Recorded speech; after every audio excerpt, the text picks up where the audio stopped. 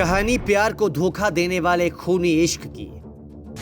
ऐसी मोहब्बत जिसने पति का सीना चीरा। फरेब के इंतहा बयां करने वाली कातिल पत्नी।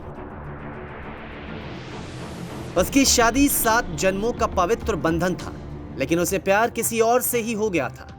घर पर पति की अच्छी नौकरी थी, लेकिन पत्नी अपनी आशिकी की आग बुझाने किसी और के घर जाया करती थी। इसी जलती इश्क की ज्वाला ने एक नहीं बल्कि 2 घरों का सुख चैन उजाड़ डाला। कहानी में पत्नी ने एक साथ 2 नाकाम इश्क को अंजाम दिया। पति से कलेश और फरेब कर उसे मौत की नींद सुलाया, तो वहीं प्रेमी से अधूरा प्यार कर उसे जेल की सलाखें दिखाई। कहानी की आगे की परतें खोले उससे पहले मेन विलन यानी कि कलयुगी पत्नी का वो चेहरा पहचानिए। नाम अमृता चंदेल। अमृता के नाम में जितनी शालीनता है, उससे कई गुना ज्यादा वहशी है इसके जुर्म करने का तरीका।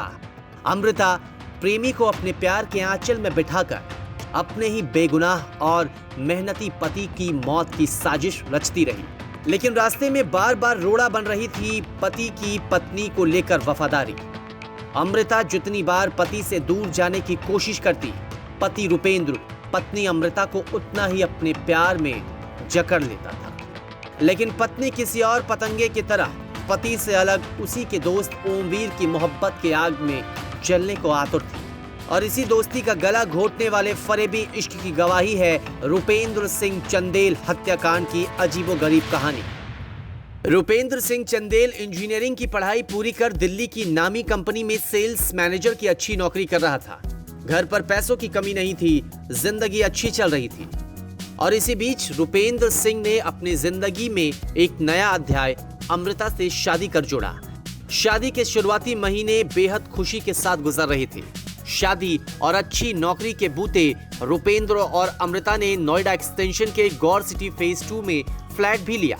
आसपास के पड़ोसी इस नए जोड़े के प्यार की दाद देते थे, लेकिन इस हंसते खेलते प्यार को किसी की काली नजर लग गई।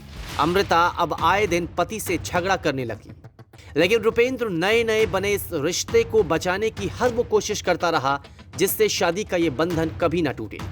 कहानी में इसी बीच एंट्री होती है रुपेंद्र के करीबी दोस्त ओमवीर की। ओमवीर अक्सर घर आया जाया करता, और यही आना जाना कब इश्क की खिड़की खोल गया, ये दोनों की समझ से परे था।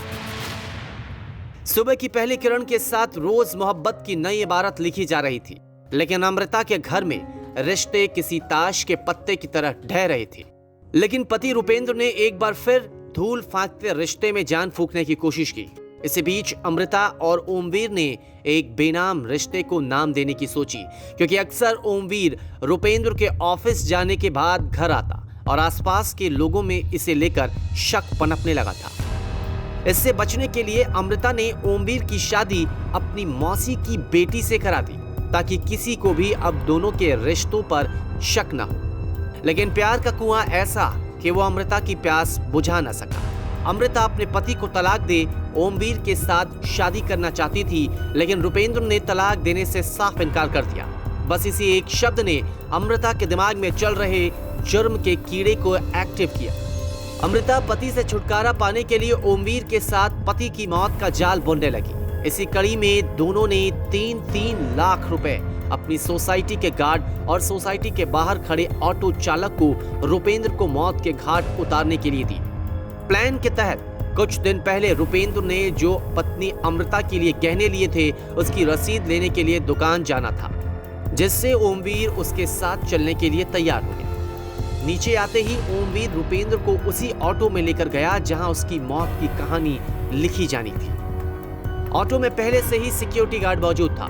तीनों ने मिलकर रुपेंद्र को सुनसान इलाके में ले जाकर उसे दर्दनाक मौत दी। यहाँ पति की हत्या करवाने के बाद अमृता ने अपनी एक्टिंग की एक नई कहानी लिखी।